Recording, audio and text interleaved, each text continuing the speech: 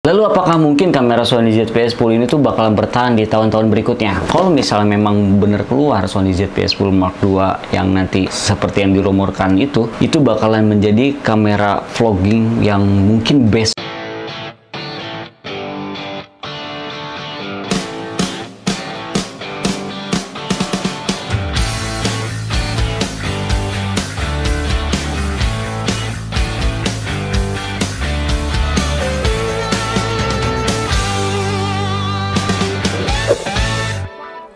Assalamualaikum warahmatullahi wabarakatuh. Baik lagi di Farul Aziz Channel. Oke teman-teman, di video kali ini gue mau sedikit sharing aja nih ya pengalaman gue ketika gue menggunakan kamera Sony ZV-10 ini selama kurang lebih 2 tahunan.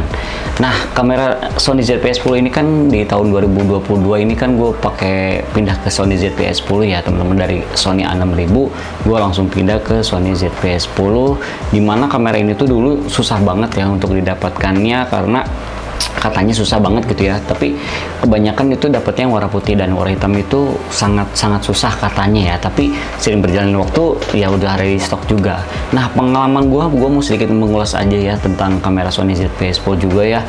Selama kurang lebih 2 tahunan ini gue pakai kamera Sony ZV-10 ini tuh sangat terbantu banget, apalagi buat teman-teman yang mungkin menjadi YouTuber, vlogger atau enggak influencer atau dan masih banyak lainnya. Ini sangat membantu banget karena kamera ini tuh banyak fitur yang tidak dimiliki di kamera yang mungkin di Sony-nya, di Sony A6400 ya. Kamera Sony A6400 kan kebilangnya sudah apa ya, sudah bagus ya, sudah bagus banget dan sudah bisa dibilang bisa menggarap project yang profesional lah ya, ibaratnya kayak mungkin dari fitur-fitur yang kayak S-Log-nya dan masih banyak lainnya. Dan kalau nggak salah si Sony A6400 itu kan memiliki autofocus tercepat juga, dan di sini nggak kalah apa ya, nggak kalah canggihnya ya teman-teman, karena kamera Sony ZV-10 ini tuh sama banget seperti Sony A6400.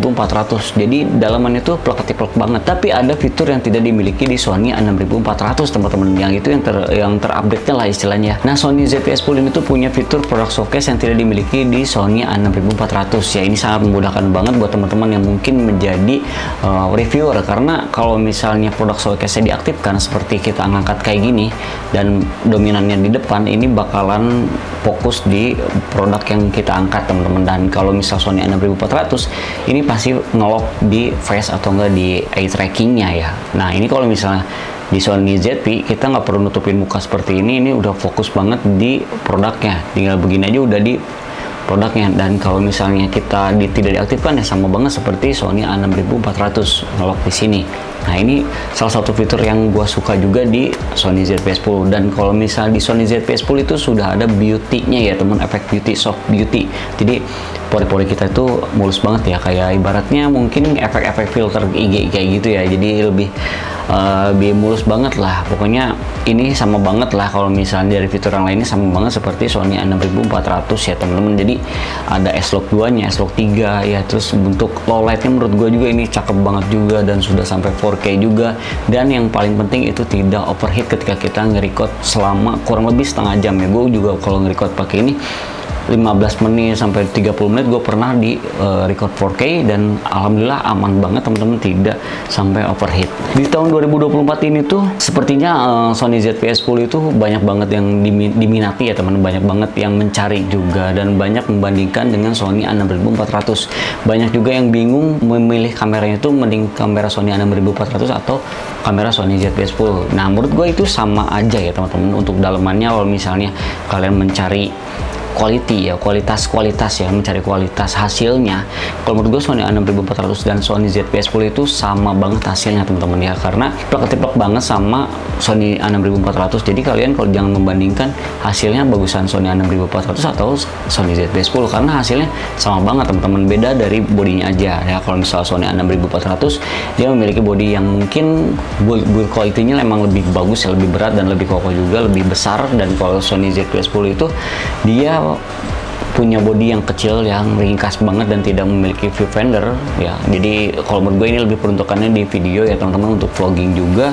Dan kalau misal Sony A6400 mungkin di fotografi karena ada viewfinder juga, tapi tidak menutup kemungkinan Sony ZV-10 tidak bagus di hasil fotonya teman-teman ya, punya karakter yang masing-masing lah ya kalau kamera itu. Nah di tahun ini dan tepatnya di bulan Juli katanya ya ada rumornya Sony ZV-10 Mark II itu bakalan keluar. Nah gue juga pernah ngebahas di sebelumnya ya, di awal-awal tahun kalau nggak salah gue ngebahas tentang kamera Sony ZV-10 yang bakalan launching di bulan Juli tahun 2024 ini ya, tepatnya di bulan ini ya. Tapi kita nggak tahu juga ya bakalan launchingnya, dan bakalan launching dengan spesifikasi yang pernah gue bahas juga, itu baru rumor. Gue juga ngebaca di salah satu website Sony bakalan ngeluarin Sony ZV-10 yang bakalan keluar di bulan Juli atau bulan Agustus, dengan harganya juga belum tahu ya, masih rumor juga antara 13 juta ke atas atau 13 juta ke bawah, dengan spesifikasi yang menurut gua gokil banget ya, lebih gokil dari ini ya.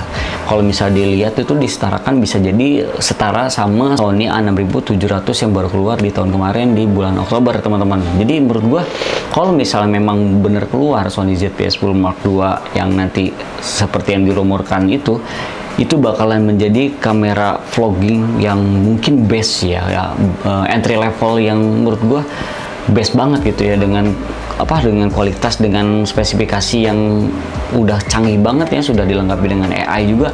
Itu bakalan menjadi kamera yang gokil banget ya. Semoga aja bener aja apa yang rumor yang sudah beredar, Sony ZV-10 bakalan keluar dan spesifikasinya sama yang apa yang sudah dirumorkan. Gue bakalan pindah juga sih sebenarnya, kalau misal gue punya rezeki gue bakalan pindah juga ke Sony ZV-10 Mark II ini, karena wah gila sih. Gue juga tadinya mau beli ke Sony A6700 tapi perbandingan harganya lumayan jauh ya teman-teman ya, karena sekisaran 20 jutaan, dan ini Sony ZV-10 kita juga bisa menghasilkan hasil yang bagus juga dan bisa menyetarakan sih, cuman bedanya dengan sensornya mungkin lebih terbaru aja. Dan kalau misalnya sensor kan sama ya, APS-nya juga belum full frame juga. Kalau misalnya kita pengen ke full frame-nya mungkin ada di Sony ZV-A1-nya ya, itu lebih full frame ya, lebih ya sama lah seperti ini, cuman bedanya full frame dan mungkin ada 4K di 60 fps kan. Kalau ini bisa 4K cuman masih di 24-30 fps. Nah pengalaman gue selama ini tuh benar-benar terbantu banget ya, kamera Sony ZV-10 itu ya menurut gue bagus banget. Jadi buat teman-teman yang mungkin pengen kayak Sony ZV-10 jangan bimbang dan jangan takut hasilnya seperti apa aja ya, apalagi dibandingkan sama kamera Sony A6400 itu sama banget lah. Jadi nggak perlu kalian tuh bingung-bingung lah kalian lebih pilih mana, kalian tinggal membandingkannya build quality-nya aja sih, dari bentuk kameranya ya, dari bentuk kamera dengan ini kecil banget sih, dan Sony A6400 ini yang gue pakai juga lebih besar, cuma bedanya body doang sih. Kalau misalnya dari hasilnya ini sama banget ya. Lalu apakah mungkin kamera Sony ZV-10 ini tuh bakalan bertahan di tahun-tahun berikutnya? Menurut gua kamera Sony ZV-10 ini tuh bakalan bertahan di tahun-tahun berikutnya, karena kamera Sony ZV-10 ini tuh sudah menurut gue itu udah canggih banget ya teman-teman. Apalagi kita di tahun-tahun nanti bakal berikutnya itu pasti banyak banget kamera-kamera terbaru, jadi pasti lebih canggih juga sih sebenarnya. Cuman kamera ini tuh nggak akan ketinggalan, karena tidak buruk juga sih menurut gue, cuman mungkin dari build quality-nya aja kecil seperti ini. Tapi kalau misal dari fiturnya ini tuh udah lengkap banget dan lebih update ya dari kamera Sony A6400 ya teman-teman. Kamera Sony ZV-10 itu sama teman-teman kayak Sony A6400, dimana memiliki autofocus tercepat juga dan memiliki S-Log 3, S-Log 2 dan masih banyak lainnya.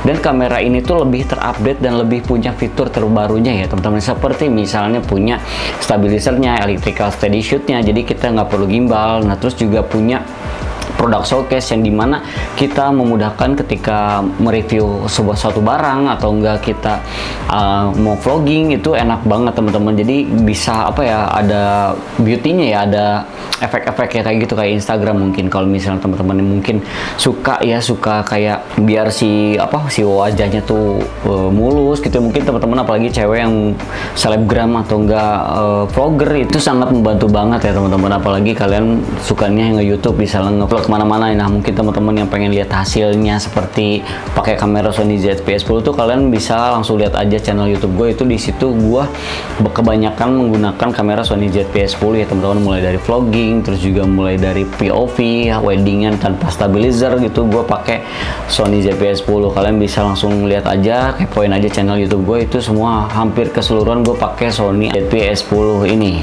Nah, untuk kamera Sony ZV-E10 Mark II ini yang bakalan rumor keluar itu kita ikutin aja ya, apakah benar ya sesuai dengan rumor yang sudah beredar ya, apakah spesifikasinya seperti Sony A6700 yang sudah keluar dengan harga yang mungkin lebih murah daripada Sony A1700. Kita lihat aja nanti bakalan keluar kapan ya, bulan Juli atau enggak bulan Agustus, kita lihat aja, kita cuma bisa memantau.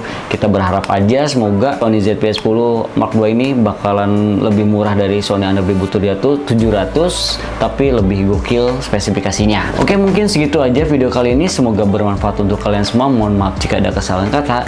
Dan yang belum subscribe, kalian bisa klik tombol subscribe-nya dan klik loncengnya biar nggak ketinggalan video terbaru dari gua. See you next video, bye bye.